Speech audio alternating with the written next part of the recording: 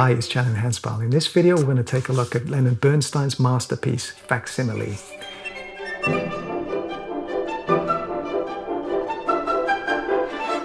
Now, what I have here in my hand is a miniature score for the ballet. And we're going to take a look at this. I'm going to analyze certain parts of it. It's not going to be a full-blown analysis. I have used motivic analysis, but I've used it loosely, purely to identify recursive parts of the music that I find interesting, and hopefully you will too. Facsimile was written in August 1946. It was a collaboration between Jerome Robbins and Bernstein, who had worked together on Fancy Free in 1944.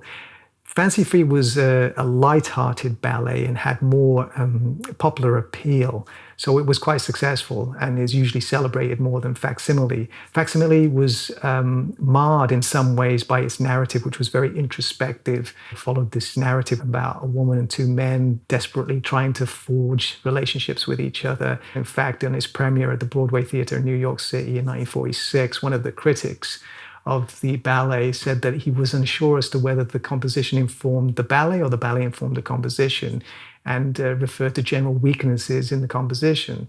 But I would beg to differ, because I think it's an absolute masterpiece. And although it's not as acclaimed as West Side Story and Candide and some of Bernstein's other pieces of music, it really is a spectacular piece of music. And somewhat undervalued, I would say. Bernstein wrote Facsimile in August 1946 while he was at Tanglewood. Now, Tanglewood was a place of significance for Bernstein because it's where he learned how to conduct under the tutelage of Serge Koussevitzky. In the late 30s, he was very keen to study with Koussevitzky, and through recommendations from friends and associates and Aaron Copland, Koussevitzky took on Bernstein as a student. Tanglewood held festivals every year where the Boston Symphony Orchestra would come and perform and talk to the students, talk to musicians, have discussions about their experiences of playing in orchestra, their experiences of playing specific pieces, their approaches, the strategies for playing difficult music. So it was really a great place for young musicians who wanted to become professional orchestral players or conductors or composers or whatever it may be.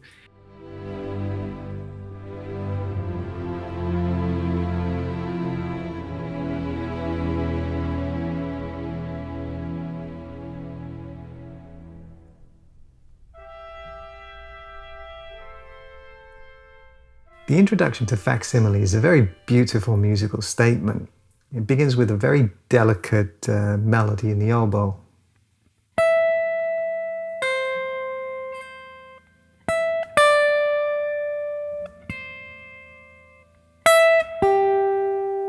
Which is then followed by these lush strings.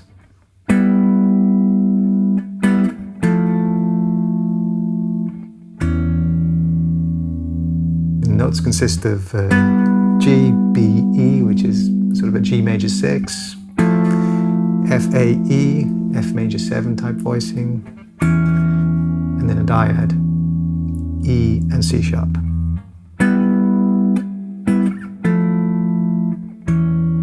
The way these chords respond to that sort of melody in the oboe is just wonderful. After the strings, the melody comes back in, but this time it's in two parts. It's played by two oboes.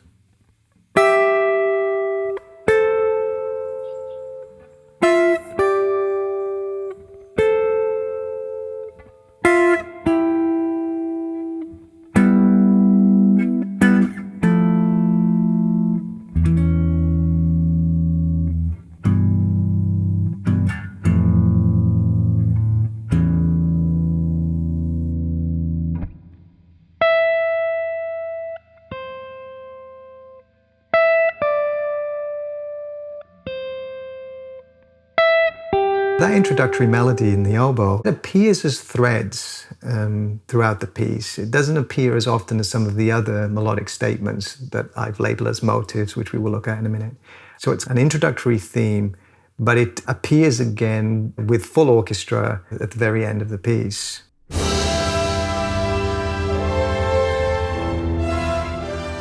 In some ways, melodically and harmonically, it ends as it begins. So you have the theme, and it's recapitulated at the very end there.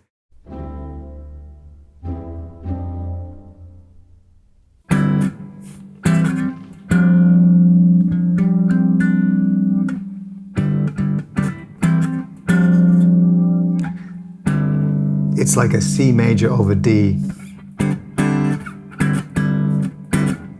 And the D moves up to E, so C major over E. And then a G sus over F. It's a lovely movement there.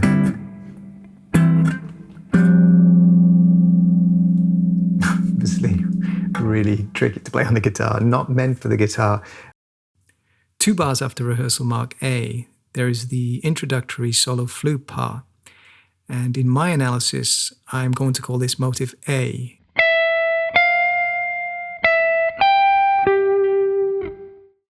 Then I've labeled the next few notes as motive B.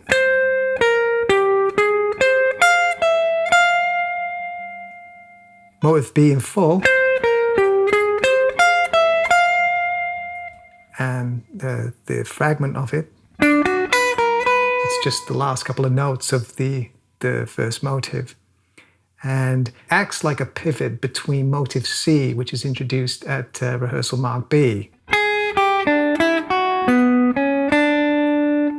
Fragment of motive B, motive C again, but transposed. So it's just in between motive C, motive C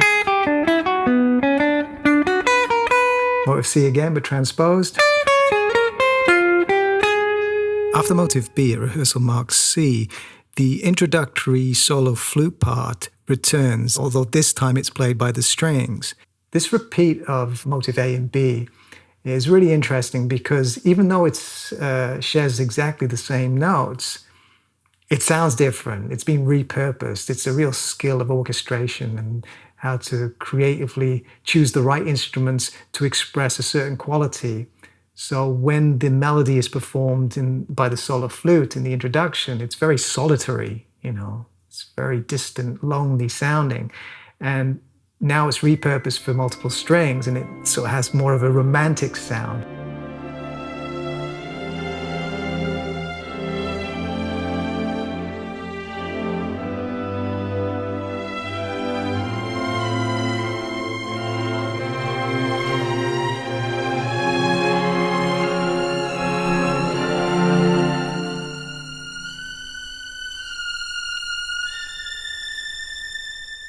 That particular semitone shift takes it out of its tonality. So the melody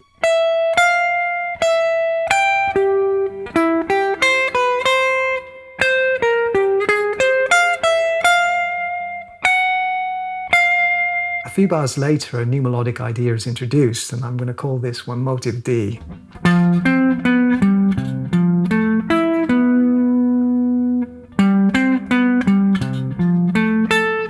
Motive D is repeated with a slight variation. When we get to rehearsal mark E, the contrabass plays motive D2. Now I've labeled this as D2 because although it shares similar characteristics to motive D, there are slight variations.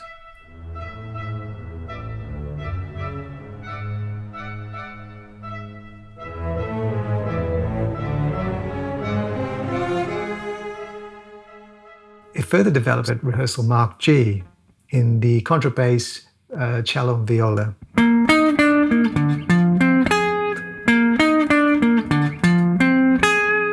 There's a bit more intervallic variation there. At letter I, the horns introduce motive A, although it's a little bit camouflaged because it's harmonized, and it's also a contraction of motive A. As far as the demarcation of these motives go, they are flexibly applied throughout.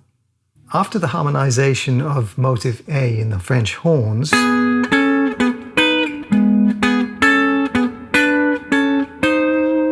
there's this little staccato figure in the piccolo, flute, oboe, and piano, and it's a really interesting phrase.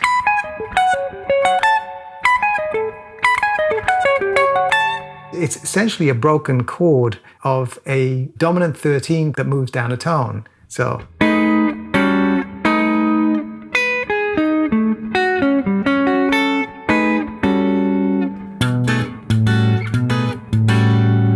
Whether Bernstein was thinking of this jazzy 13 chord, I doubt it. He's probably just thinking of, that's a really cool little phrase I can use at that point. But it's interesting how it is outlining those 13 chords there. And it's a great little phrase.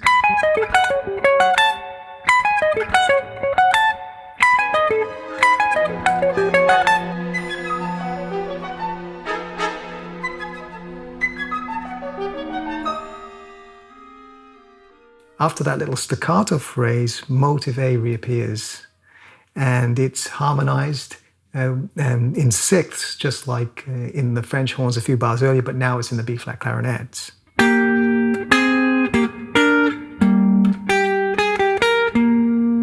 After the harmonization of motive A, the cornet introduces a new motive, which I've labeled motive E.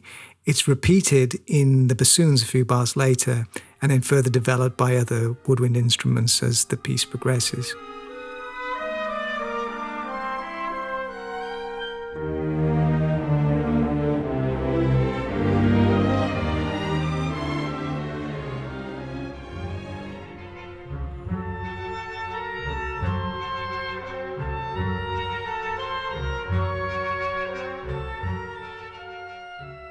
Another example of motive A being repurposed by different orchestrations. This particular melody is introduced by the solo flute in the very beginning of the piece.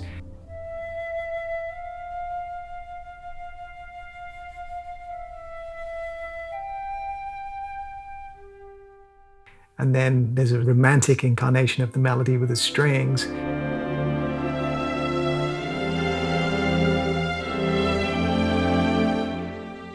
And then it's reharmonized a little bit later on.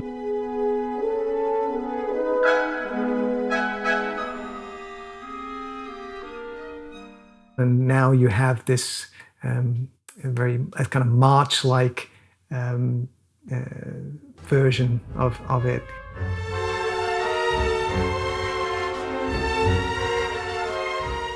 At rehearsal mark Q, although there's no motive, so to speak, there are these sempre sostenuto strings that play these chords.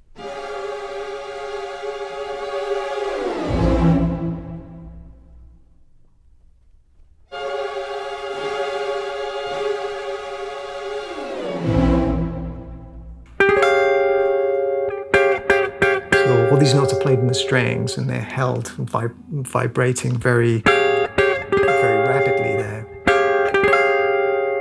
G, A flat, D flat, F.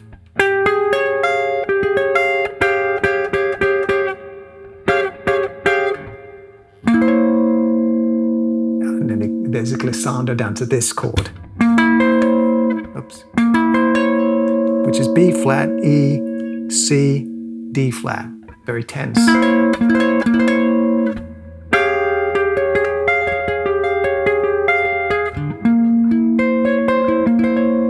What you notice about the first section of this piece is the way different motives are used and reused and how they're intertwined. You know, motive A is stated, then a few bars later you're introduced to motive B, and then motive A recurs, or it's maybe fragmented, or it's transposed, and then motive C is introduced, and then there's like a combination of motives that are recycled, and they complement each other. And not only that, they're repurposed in terms of orchestration, instrumentation, and tempo, expressiveness. And a similar process happens throughout the composition, in fact. And now we're going to look at the second section, and we'll see similar characteristics.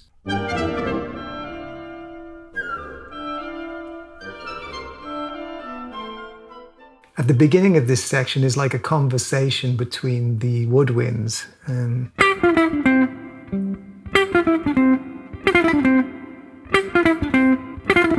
Quite early on, we're introduced to motive G. It's just a three-note motive, and that becomes substantially varied and developed as we go on.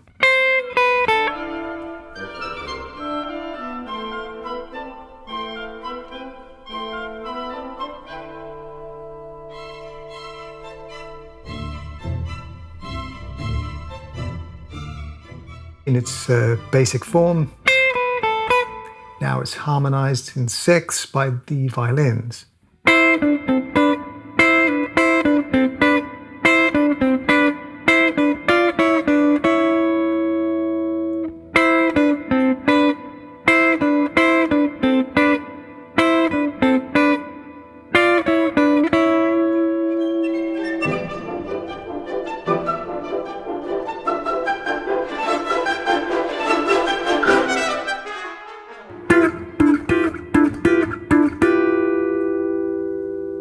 Those chords are played in the piano.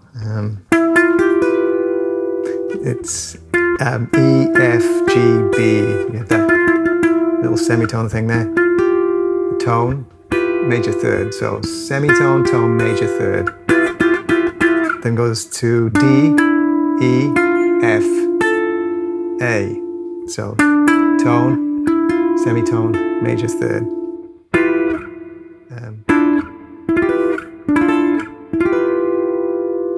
Lovely. In the horns,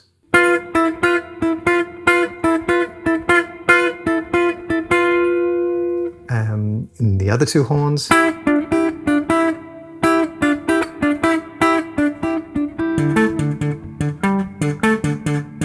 have this pizzicato in the strings there.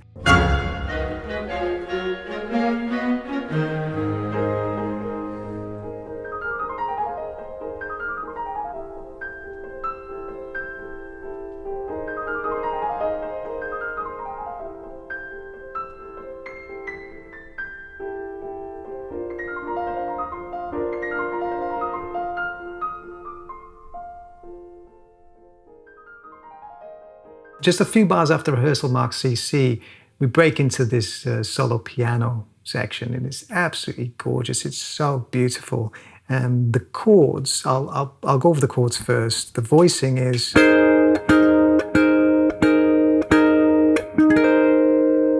flat, A flat, B flat, C. It then shifts to E, G, A.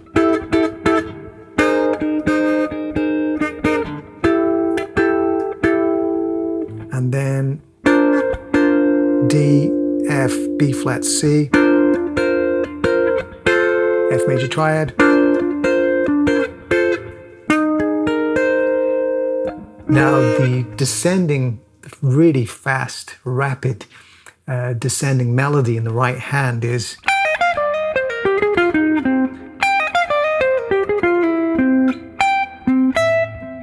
it's actually much faster than that.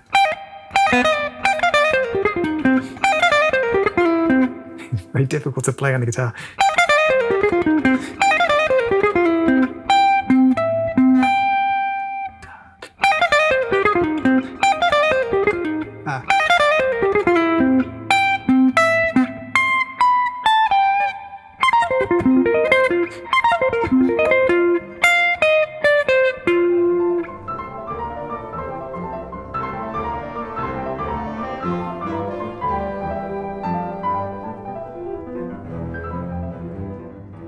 Just after rehearsal mark FF, we're again reminded of the importance of motive A, because even though we're in the second section of the piece, it's reintroduced in the strings.